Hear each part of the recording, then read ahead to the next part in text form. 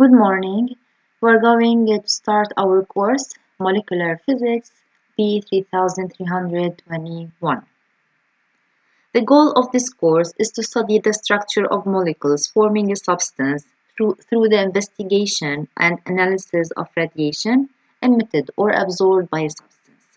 This is going to be achieved by understanding the relationship between the frequency and the intensity of the radiations emitted or absorbed by a substance to the internal molecular properties of the substance. So let's see an overview of this course content. So in chapter 1, we're going to see an introduction, basic notions on radiation, quantum mechanics. In chapter 2, we're going to see rotation of dynamic molecules, of diatomic molecules, spectra of rotation. In chapter 3, we're going to study vibration of diatomic molecules, spectra of vibration. In chapter 4, vibration, rotation of diatomic molecules. In chapter 5, electronic transitions in diatomic molecules, UV visible spectra. So our reference book will be Physical Chemistry by Peter Atkins and Giulio De Paola, 9th edition. My slides are based on this reference book. We are going to start with chapter 1, which is the introduction. This chapter is very light. In general, all the course is very light. Okay, it's a brief course, it's not a large course, it's only 30 hours. In chapter 1, I'm going to talk a little bit about the light.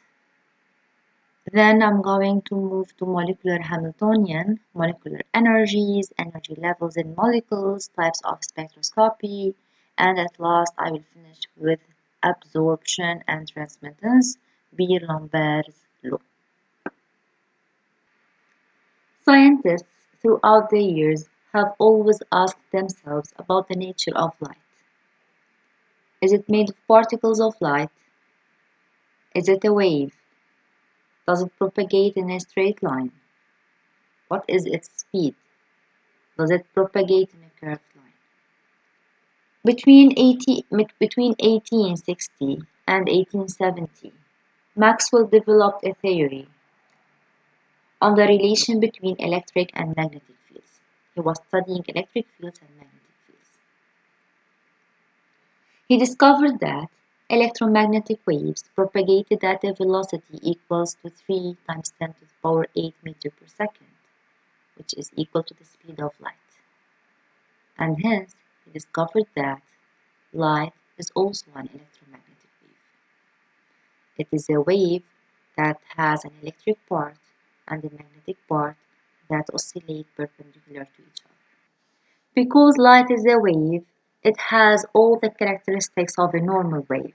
It has a period, which is the time needed to perform one oscillation expressed in seconds, the frequency, which is the number of cycles performed in 1 second, the wavelength in meters, which is the distance covered in one period, and the wave number, which is equal to 1 over lambda, 1 over the wavelength.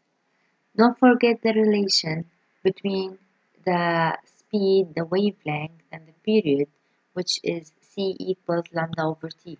For sure, the speed is equal to the distance divided by the time. Or we can say c equals lambda times nu, lambda times the frequency. This slide shows the electromagnetic spectrum. The electromagnetic spectrum refers to the range of all electromagnetic waves that exist, arranged in order of increasing frequency and decreasing wavelength. The range includes, as you can see, radio waves, microwaves, infrared radiation, visible light, ultraviolet radiation, X-rays, and gamma rays. Each type of wave has a different wavelength, frequency, and energy level, and they all have different properties and uses. The electromagnetic spectrum is important in various fields, including telecommunication, astronomy, medicine, and more. After talking about the wave aspect of light, let's move to the corpuscular aspect of light. The corpuscular aspect of light refers to the idea that light is made up of corpuscles, which was first proposed by Newton in the 17th century. This was in contrast to the wave theory of light proposed earlier.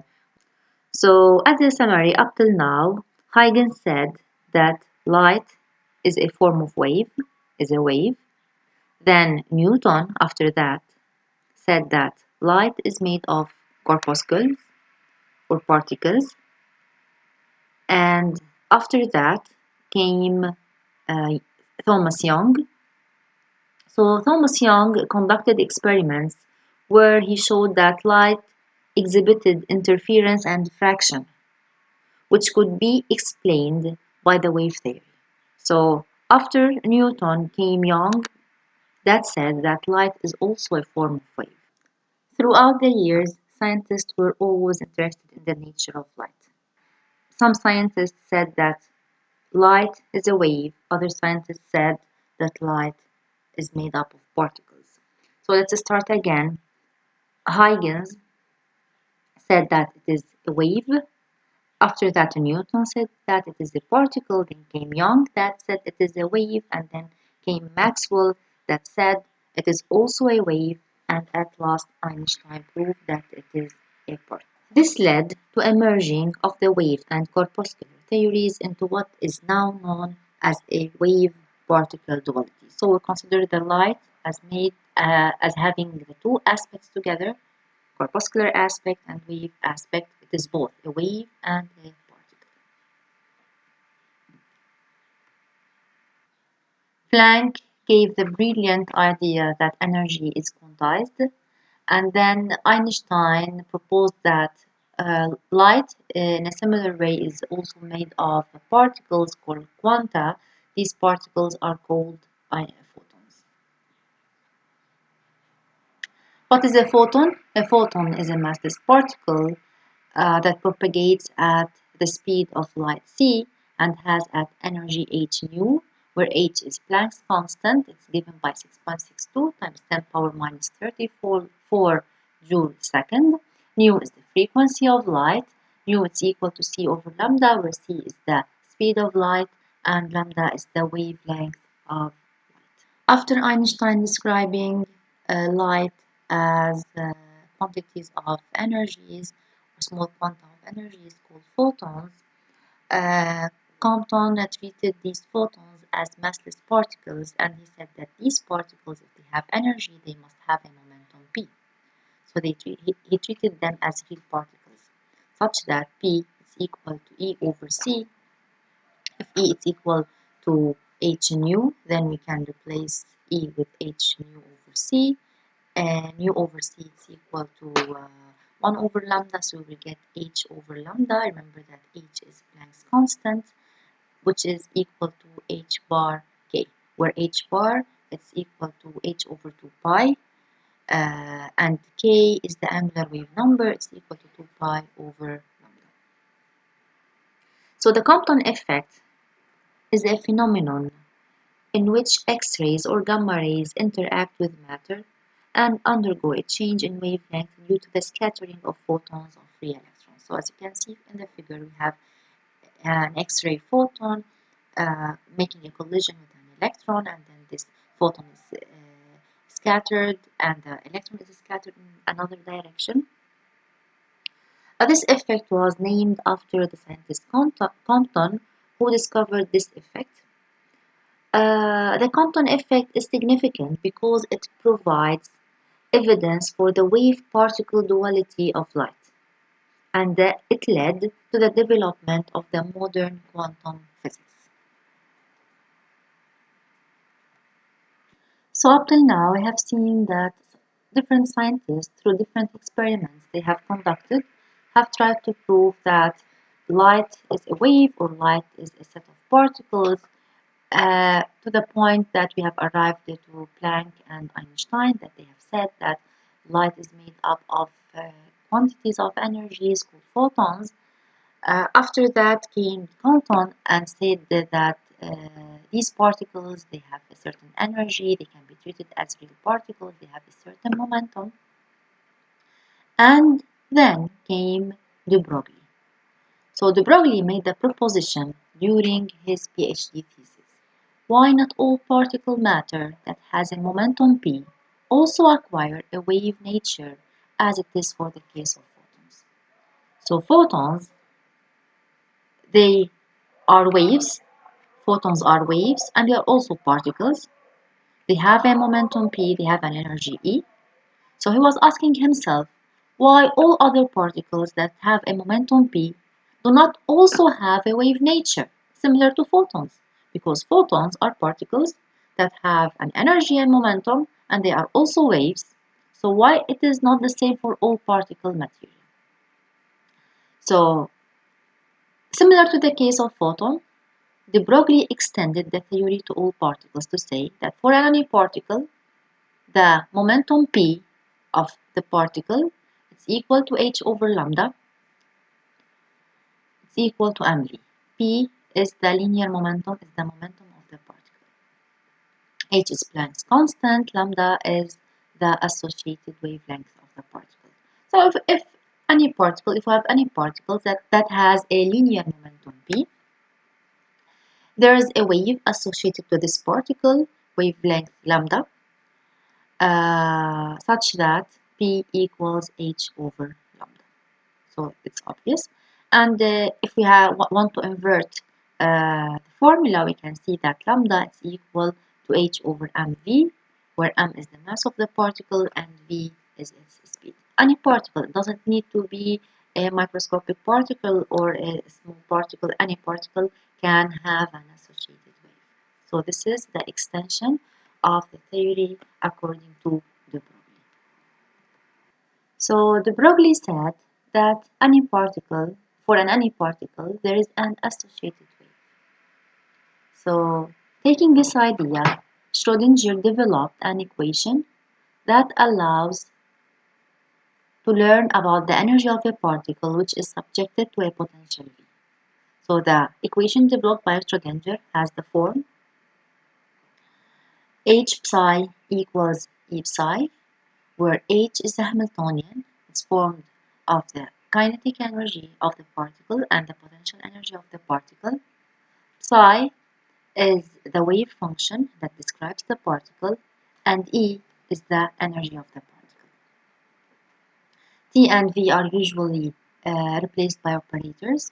The operator of the kinetic energy is equal to minus h bar squared over 2m nabla squared psi plus V of x, which depends on the position. This is the potential of the particle. The potential that affects the particle we're studying, psi is equal to E psi.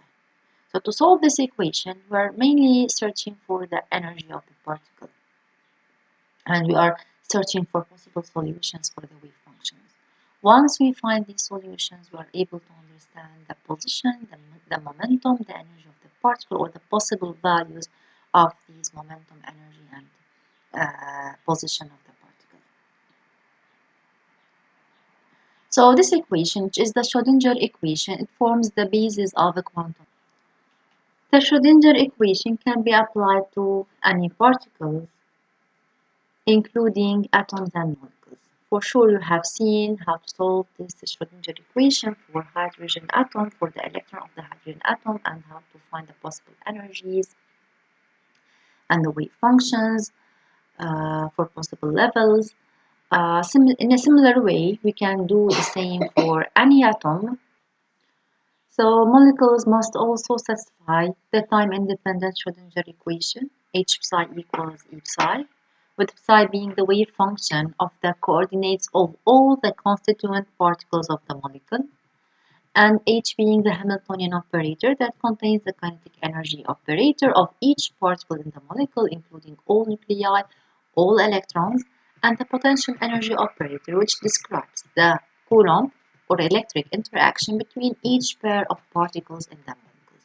It means that this potential contains all the interaction between all the particles that constitute this molecule. So this is how we form the Hamiltonian.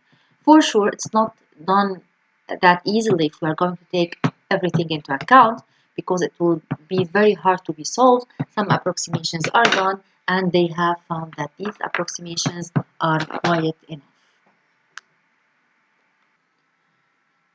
As I have said, solving the Schrödinger equation with all these terms is very difficult or even impossible, especially if we have large number of electrons and large number of nuclei. So some simplifications must be done. So one of these simplifications is the Born-Oppenheimer approximation. In the Born-Oppenheimer approximation, the nuclei are considered to be fixed in space. Why? Because the nuclei are heavier than the electrons. So with respect to the electrons, their speed is negligible.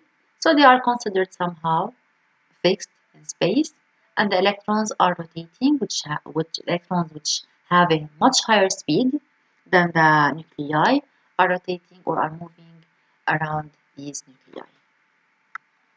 So according to the Born-Oppenheimer approximation, and because the nuclei are approximately fixed, their kinetic energy is equal to 0. So according to the Born-Oppenheimer approximation, the nuclei are fixed in space and their kinetic energy is equal to 0. The interaction between the nuclei, which is repulsion, is constant. It's not varying because they are fixed. And the Hamiltonian now has the form TE, which is the kinetic energy of the electrons.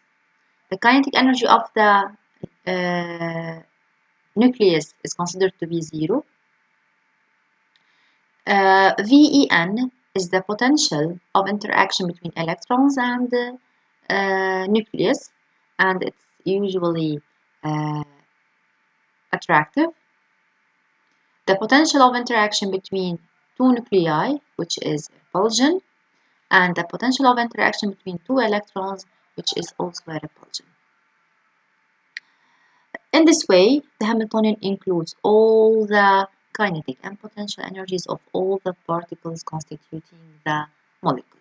So as we can see that we can divide our Hamiltonian to two parts, HE, which includes TE, the kinetic energy of the electrons, and VEN, which is the interaction of electrons with nuclei, and VEE, which is the interaction of electrons between themselves. So this is HE, which is the electronic Hamiltonian. VNN is constant. So if we are going to solve this equation, we're going to simply solve HE psi equals EE psi. And after that, we will be able to have or solve this equation, including the potential of interaction between the nuclei. With this approximation, the wave functions are separable, and the problem is reduced to several small spots since the nuclear and the electronic motions are analyzed separately. So we can say that the psi or the wave function is equal to the wave function of the electrons multiplied by the wave function of the nuclei. So we can separate them from each other based on this equation. So using Born-Oppenheimer equation, the motion of the electrons is separated from the motion of the nuclei, as I have said, and the energy, it's the electronic energy plus the energy coming from the interaction between the nuclei, which is this one, this part. Okay, it's V and N, interaction between the nuclei. So let's understand a little bit, or in a simple way, the molecular energies present in a molecule, which are possible for a molecule. So we have seen that the energy of a molecule is in some way it's the sum of interactions of all its constituents, which are the nuclei, the electrons, their kinetic energies, etc. But if we're going to look at the molecule as a whole, we can see different types of energies. Let's start by the translational energy. So as a first approximation, we can say that the total energy of a molecule is equal to the electronic energy, the translational energy, the vibrational energy, the rotational energy, and other energies. As we have said, the translational is not important. It does not give rise to any spectroscopy.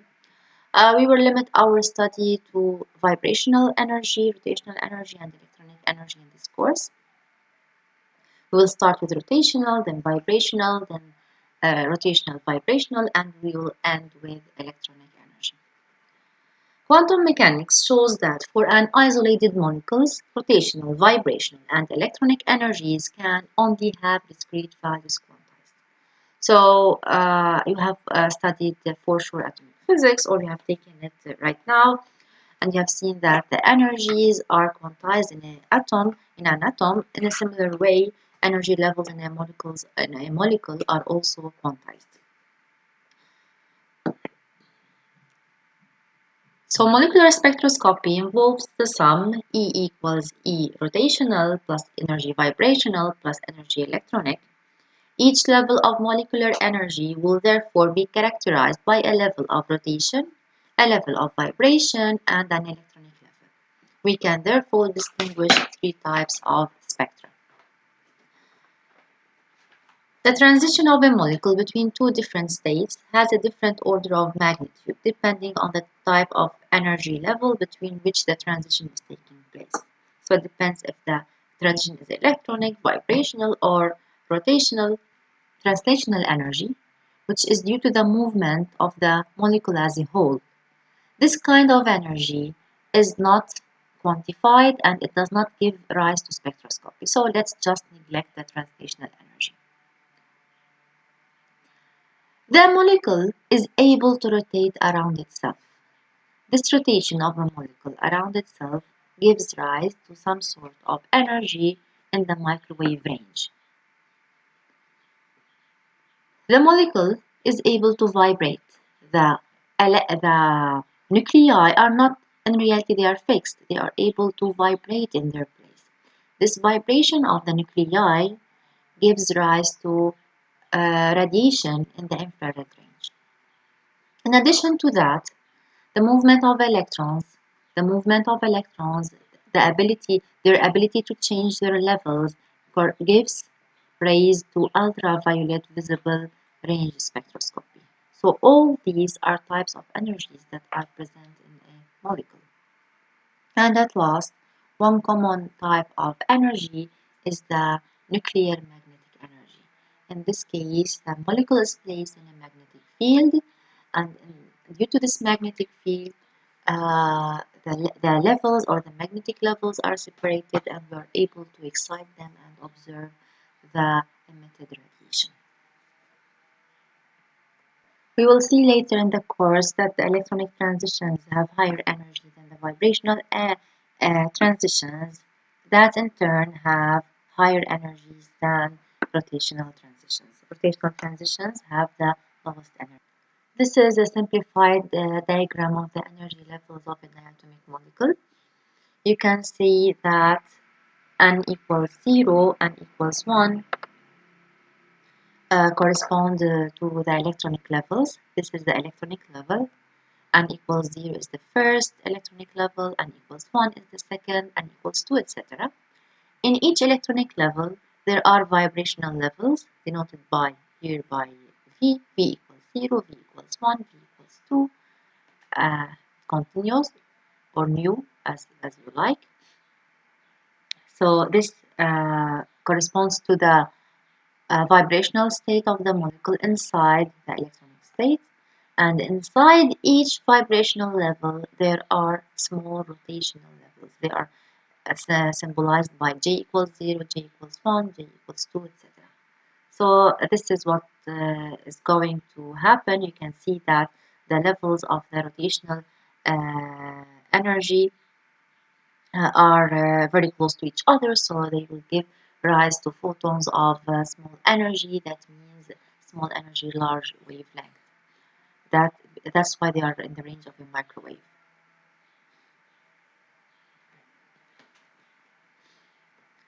This is an example where when the molecule absorbs a photon, it moves from a rotational level J equals 0 to a higher rotational level of J equals 1.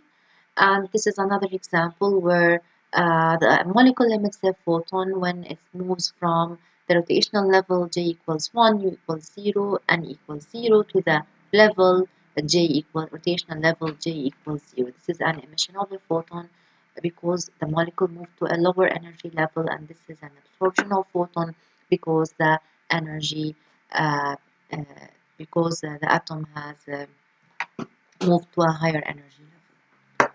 So for this to happen, for sure, the absorbed photon must have an energy equal to the difference between the two energy levels, or we can say Ej minus Ei equals h nu for an absorption of the photon, so that the molecule moves from one level to another.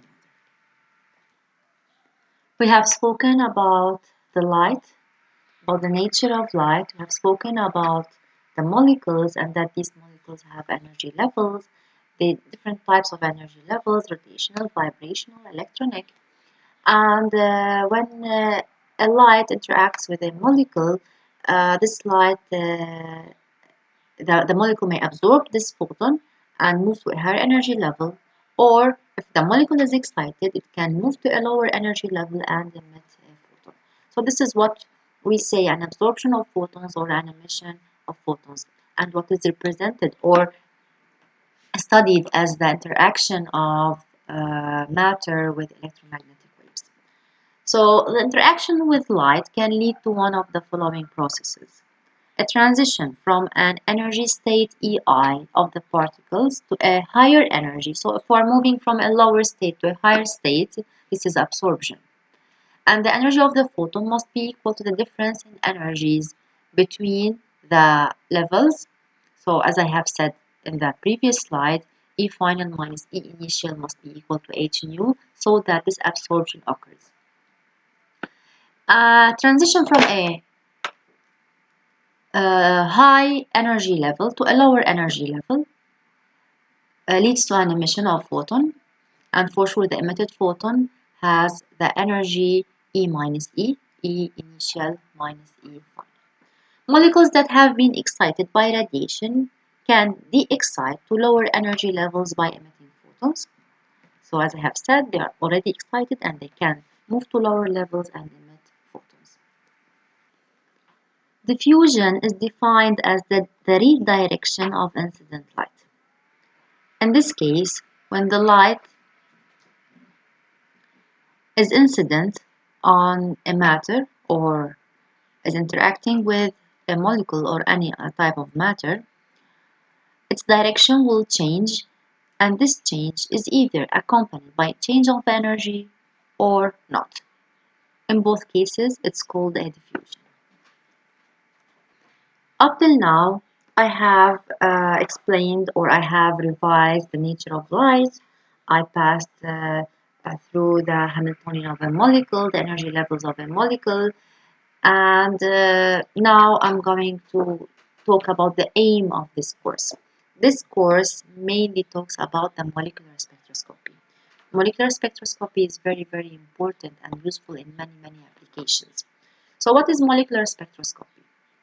Molecular spectroscopy involves passing electromagnetic radiation from different frequencies through a sample of compound and to determine the mode of absorption of this radiation. So this is the one way of molecular spectroscopy.